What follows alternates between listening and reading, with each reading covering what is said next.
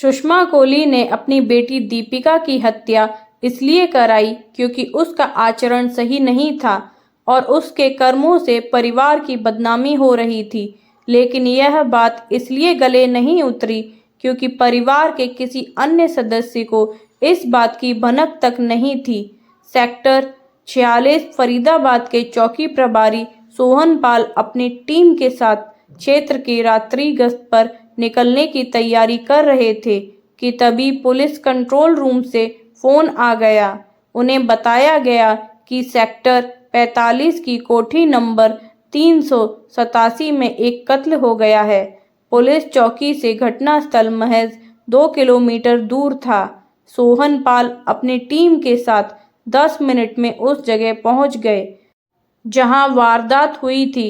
वह posh area था और अक्सर सुनसान रहता था। इस वजह से पड़ोसियों को भी इस घटना का पता नहीं चल पाया था। रात को लगभग 3 बजे पुलिस को आया देख आसपास की कोठियों से लोग बाहर निकल आए। कोठी नंबर 387 में मौजूद एक व्यक्ति ने कोठी का मेन गेट खोल दिया। पता चला वह उसी कोठी में रहने वाला किराएदार राजेश सिंह था।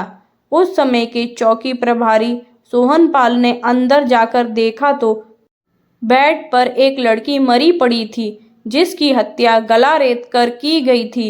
बिस्तर खून से पूरी तरह सना हुआ था। जिस कमरे में हत्या हुई थी उसमें रखी अलमारी और उसका लॉकर खुला हुआ था। अलमारी का सारा सामान बिखरा पड़ा था।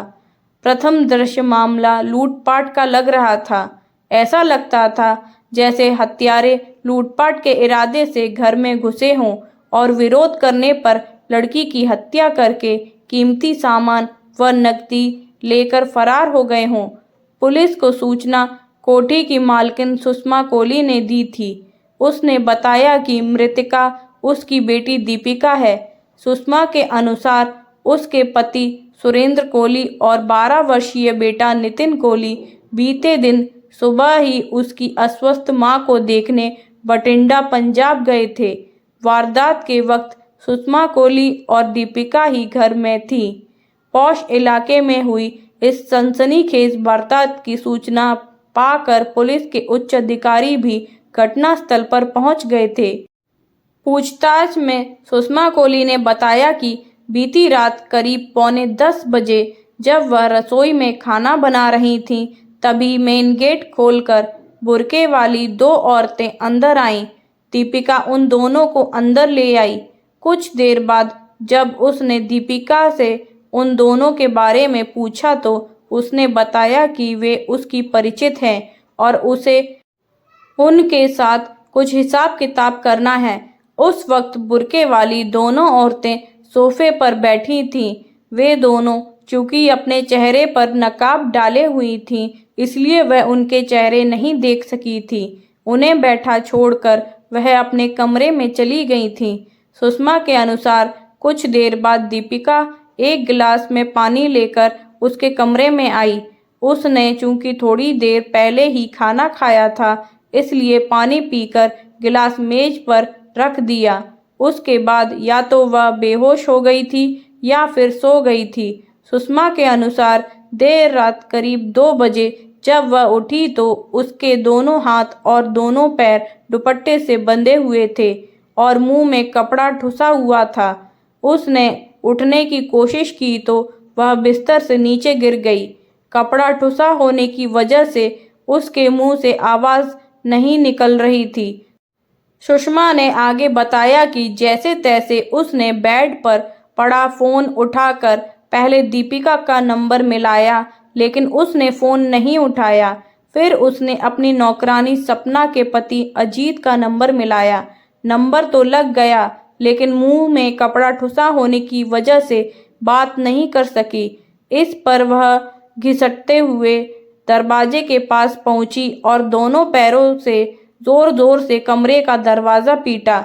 दरवाज़ा पीटने की आवाज़ सुनकर किराएदार राजेश सिंह नीचे आया। वह बाहर से दरवाज़ा खोलकर अंदर आया और उसके हाथ पैर खोल दिए। तब तक नौकरानी सपना और उसका पति भी आ गए थे। सुषमा कोहली ने आगे बताया कि उसके यह पूछने पर कि दीपिका कहाँ है, राजेश सिंह ने जवाब दिया कि वह अपने कमरे में सो रही होगी, लेकिन जब उसके कमरे में जाकर देखा गया तो दीपिका मरी पड़ी थी। किसी ने उसका गला काट कर उसकी हत्या कर दी थी। उसका सारा बिस्तर खून में डूबा हुआ था और अलमारी का सामान इधर-उधर फैला पड़ा था। यह देखकर उसने इस घटना की सूचना पुलिस को दे दी थी। उपरोक्त बातें बताते-बताते सुषमा कोहली फूट-फूट कर रोने लगी। पुलिस ने उससे नंबर लेकर उसके पति सुरेंद्र कोहली को फोन करके इस हादसे की सूचना दे दी और जल्दी से जल्दी फरीदाबाद पहुंचने को कहा। इसके साथ ही पुलिस ने सुषमा की शिकायत पर अज्ञात हत्यारों के खिलाफ बठिंडा की धारा 302, 394 के तहत केस दर्ज कर लिया। सुबह को एसीपी पूनम दयाल ने मामले की गंभीरता को देखते हुए इसकी जांच इलाका पुलिस की जगह उस समय के CIA NIT incharge inspector Bimal Kumar, sub inspector Narendra Kumar और अश्वनी कुमार को सौंप दी ताकि पौष इलाके में हुई इस हत्या के मामले से जल्दी पर्दा उठ सके। इंस्पेक्टर विमल कुमार ने अपनी टीम के साथ मौका वारदात का मुआयना किया। उन्होंने पुलिस, फोटोग्राफर, फिंगरप्रिंट्स एक्सपर्ट और फॉरेंसिक टीम को भी मौके पर बुला लिया था ताकि जरूरी सबूत जुटाए जा सकें। प्राथमिक कार्रवाई के बाद मृतका दीपिका की लाश को पोस्टमार्टम के लिए अस्पताल भेज दिया गया। पोस्टमार्टम में पता चला कि उसकी मृत्यु श्वास नली कट जाने के कारण हुई थी। पूछताछ और पुलिस छानबीन में पता चला कि मृतका दीपिका के पिता सुरेंद्र कोहली काफी समय पहले पंजाब से आकर फरीदाबाद में बस गए थे। उनका फरीदाबाद सेक्टर 28 में बिल्डिंग मटेरियल का कारोबार था। सुरेंद्र कोहली का विवाह 1989 में बठिंडा पंजाब की सुषमा कोहली से हुआ था। विवाह के बाद कोहली के घर में दीपिका का जन्म हुआ, जिसे घर में सब प्यार से गुड़िया कहते थे। दीपिका के जन्म के 11 साल बाद कोहली परिवार में बेटा जन्मा, जिसका नाम नितिन रखा गया। 12 वर्षीय नितिन कोहली फिलहाल फरीदाबाद के एक नामी स्कूल में कक्षा 7 में पढ़ रहा था। सुषमा कोहली घरेलू महिला थी और घर पर रहकर घर परिवार व बच्चों की जिम्मेदारियां संभालती थीं। दीपिका जवान हो चुकी थी। उस पर चूंकि कभी भी पारिवारिक पाबंदियां नहीं रहीं, इसलिए वह शुरू से ही फैशन प्रस्त और आज़ाद ख्याल लड़की थी। मोबाइल, फिल्में, टीवी और इंटरनेट की दुनिया ने उसे और भी आधुनिक और स्वच्छंद बना दिया था। वह जो करना चाहती थी कर गुजरती थी, बिना इस बात की परवाह किए कि उसके परिवार वालों की नज़र में वह अच्छा है या नहीं। इस सब के चलते दीपिका ने अपने परिवार के मर्जी के खिलाफ 22 नवंबर 2010 को एक विजातीय युवक रंजीत त्रिपाठी से प्रेम विवाह कर लिया था। रंजीत गांव लकड़पुर, जिला फरीदाबाद का रहने वाला था। शादी के बाद दीपिका घर छोड़कर रंजीत त्रिपाठी के साथ दिल्ली स्थित सरिता विहार के निकटवर्ती इलाके मदनपुर खादर में किराए के मकान में रहने लगी थी। परिवार से अलग रहकर जब जिंदगी की कड़वी सच्चाइयों से सामना हुआ तो दीपिका और रंजीत दोनों ने अलग अलग प्राइवेट फर्मों में नौकरी कर ली। दीपिका ने जिस फर्म में नौकरी की वह रियल एस्टेट का कारोबार करती थी। उसके मालिक का नाम महफूज आलम था। महफूज आलम और ऑफिस कालिंदी कुंज में था।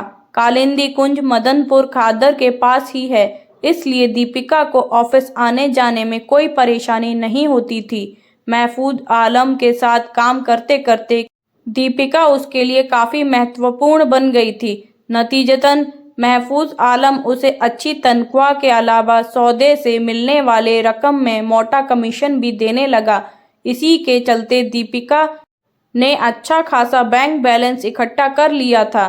दूसरी ओर उसके पति रंजीत को नौकरी से इतना पैसा भी नहीं मिलता था कि घर का खर्च ठीक से चल सके। जब उम्मीद से ज़्यादा पैसा मिलने लगता है तो कई कमज़ोर लोगों के पैर बहकने लगते हैं। दीपिका के साथ भी ऐसा ही हुआ। आय का स्रोत बढ़ा तो उसने शराब पीकर देर से घर आना शुरू कर दिया। रंजीत ने यह बात दीपिका की मां सुषमा कोहली को बताई। मां ने अपने स्तर पर दीपिका को समझाने का प्रयास भी किया, लेकिन इससे दीपिका की दिनचर्या और व्यवहार में कोई बदलाव नहीं आया। नतीजतन पति पत्नी के बीच मतभेद बढ़ना शुरू हो गए।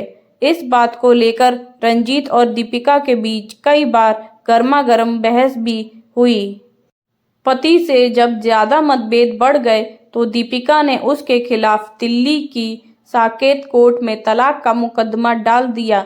इसके बाद वह 27 जून 2013 को रंजीत का साथ छोड़कर फरीदाबाद में मां के पास आकर रहने लगी। घर लौटकर भी दीपिका में कोई बदलाव नहीं आया।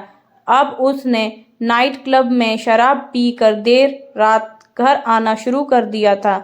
जवाब मांगने पर वह गाली गलौज और मारपीट तक पर उतर आती थी। दीपिका का हाई प्रोफाइल लाइफस्टाइल कोहली परिवार के लिए बदनामी का कारण बन रहा था। एक तो शादी के बाद भी बेटी घर में बैठी थी, दूसरे वह शराब पीकर देर रात घर लौटती थी। मां सुषमा कोहली इस बात को लेकर तनावग्रस्त रहने लगी थी। उसकी समझ में नहीं आ रहा था कि इस समस्या का कैसे समाधान करें। यह सब चल ही रहा था कि दीपिका की हत्या हो गई थी। बहरहाल इंस्पेक्टर विमल कुमार ने अपनी टीम के साथ बेहद बारीकी से घटनास्थल का मुआयना किया तो पाया कि सुषमा कोहली द्वारा लिखाई गई रिपोर्ट और मौकाए वारदात पर पाए गए सबूतों में काफ़ी झोल है। इसी को ध्यान में रखकर उन्होंने सुरेंद्र कोहली के किराएदार राजेश सिंह, नौकरानी सपना व उसके पति अजीत के अलग अलग बयान दर्ज किए। जब उन बयानों को क्रॉस चेक किया गया तो विमल कुमार को कई बातों पर शक हुआ। दीपिका ने सुषमा को गिलास में पानी दिया था, जिसे पीकर वह बेहोश हो गई थी और शायद बाद में सो गई थी। यह बात समझ के बाहर थी कि दीपिका ने बिना मांगे मां को पानी क्यों दिया और उसने क्यों पिया। इंस्पेक्टर विमल कुमार ने गिलास के बचे पानी को सूंघकर देखा तो वह सामान्य पानी था और उसमें किसी तरह की कोई गंध नहीं थी। फिर भी उन्होंने उस पानी और गिलास को जांच के लिए प्रयोगशाला भिजवा दिया। दूसरे, सुषमा कोहली से जब दोनों बुर्के वालियों के डील डॉल शक्ल और आवाज़ के बारे में सवाल किए गए तो वह कोई संतोषप्रद जवाब नहीं दे सकी। संदेह हुआ तो पुलिस टीम ने सुषमा कोहली का मोबाइल फ़ोन सर्विलांस पर ले लिया और उसके फ़ोन के पिछले 6 महीने की कॉल डिटेल निकलवाई। इस बीच सुषमा कोहली के पति सुरेंद्र कोहली, बेटा नितिन और कुछ अन्य रिश्तेदार भी आ गए थे। माहौल कुछ ऐसा था कि पुलिस सुषमा से कड़ाई से पूछताछ भी नहीं कर सकती थी। अगले दिन पोस्टमार्टम के बाद दीपिका का शव उसके परिवार को सौंप दिया गया। उन लोगों ने उसी दिन उसका अंतिम संस्कार कर दिया। अंत्येष्टि में शामिल होने के लिए दीपिका की नानी भी आई थी। इंस्पेक्टर विमल कुमार ने नानी से भी पूछताछ की। पता चला कि वह पूरी तरह से स्वस्थ थी, जबकि सुषमा ने अपने इसी मां को अस्वस्थ बताकर पति सुरेंद्र कोहली और बेटे नितिन को 250 किलोमीटर दूर बठिंडा भेजा था। सुषमा से टुकड़ों में हुई पूछताछ में महफूज आलम का नाम कई बार आया था। बुर्के वाली औरतों का जिक्र आने से पुलिस का शक महफूज आलम पर ही गया। पुलिस ने महफूज आलम से पूछताछ की, लेकिन उसने इस मामले में अपनी कोई भी भूमिका होने से इनकार किया। अलबत्ता यह ज़रूर माना कि दीपिका उसके यहाँ काम कर चुकी थी और वह उसे मोटा वेतन देता था। महफूज हालांकि दीपिका की हत्या में अपनी कोई भी भूमिका होने से इनकार कर रहा था, फिर भी हत्या का मामला होने की वजह से पुलिस ने उसे पूछताछ के लिए थाने में ही बिठाए रखा। बाद में उसे छोड़ दिया गया। दीपिका की हत्या की सूचना पाकर उसका पति रंजीत त्रिपाठी भी फरीदाबाद आ गया था। वह फिलहाल मुंबई में नौकरी कर रहा था। पुलिस ने उससे भी पूछताछ की, लेकिन हत्या में उसकी किसी भी तरह की भूमिका न मिलने पर अगले आदेश तक उसे घर छोड़कर न जाने की कड़ी हिदायत देकर जाने दिया गया। सुषमा कोहली के मोबाइल फोन की कॉल डिटेल पुलिस के पास आ गई थी। उसका गहराई से अध्ययन करने पर पुलिस को उसमें एक ऐसा नंबर मिला जिस पर सुषमा दिन के समय हफ्ते में 2-3 बार फोन करती थी। यह नंबर पंजाब का था। सुषमा से इस नंबर के बारे में पूछा गया तो उसने बताया कि वह नंबर उसके एक मुंह बोले चाचा का है जो पंजाब में रहता है। उससे वह पारिवारिक बातें करती थी। घटना वाली रात सुषमा कोहली के मोबाइल पर आने जाने वाली कुल 3 कॉल्स पाई गई थीं, जो कि मिस कॉल थीं। इसी नंबर पर सुषमा को एक मिस्ड कॉल दी गई थी। तीसरी और आखिरी कॉल सुषमा कोहली को नौकरानी सपना के मोबाइल से आई थी, जिसे रिसीव किया गया था। पुलिस ने उस नंबर पर जिससे मिस्ड कॉल आई थी और जिस पर सुषमा ने मिस्ड कॉल दी थी फोन किया तो वह नंबर लगातार बंद मिला। जब उस नंबर की जांच की गई तो पता चला कि उस नंबर की सिम पंजाब से नकली आईडी और फर्जी पते पर खरीदी गई थी। लेकिन आश्चर्य की बात यह थी कि घटना वाली रात उस नंबर की लोकेशन सेक्टर 45 और उसके आसपास थी। ऐसा लग रहा था जैसे उस नंबर का इस्तेमाल किसी खास मकसद से ही किया गया था। इससे शक की सुई पूरी तरह सुषमा कोहली पर आकर ठहर गई। अपने शक को और पुख्ता करने के लिए जब पुलिस ने सुषमा की नौकरानी सपना से उसके द्वारा की गई फोन कॉल के बारे में पूछा तो इस हत्याकांड की तस्वीर काफी हद तक साफ हो गई। लेकिन कुछ कारणों से पुलिस अब भी सुषमा कोहली से पुलिसिया तरीके से पूछताछ नहीं कर सकती थी, क्योंकि वह शिकायतकर्ता होने के साथ साथ महिला भी थी। अंततः इंस्पेक्टर विमल कुमार ने अपने उच्चाधिकारियों से विचार विमर्श करके 3 जनवरी 2014 को सुषमा को हिरासत में ले लिया।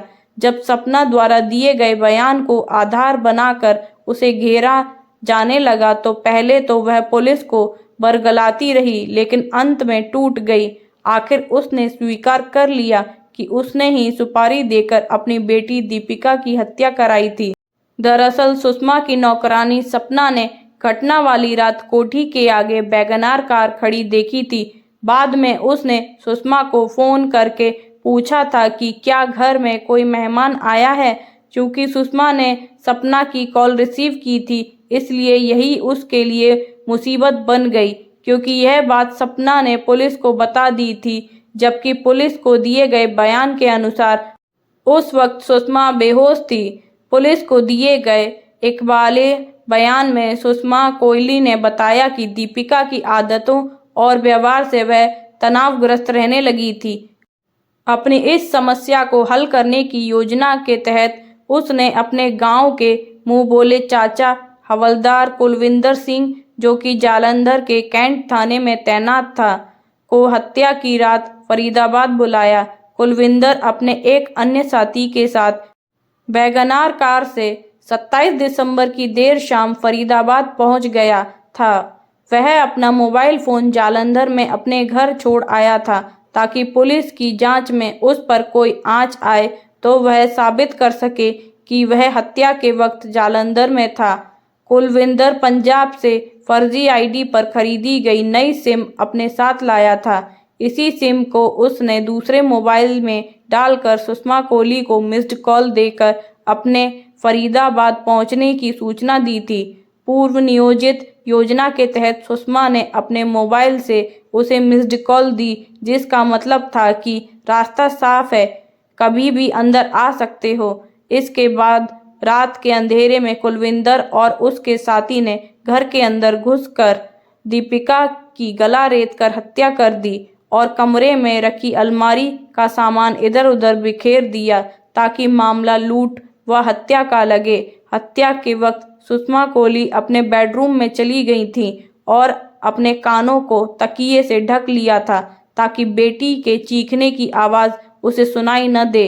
इस हत्या की एवज में सुषमा कोहली ने कुलविंदर को 1 लाख रुपए व सोने के कुछ गहने दिए थे, जिन्हें लेकर वह उसी रात अपने साथी के साथ पंजाब लौट गया था।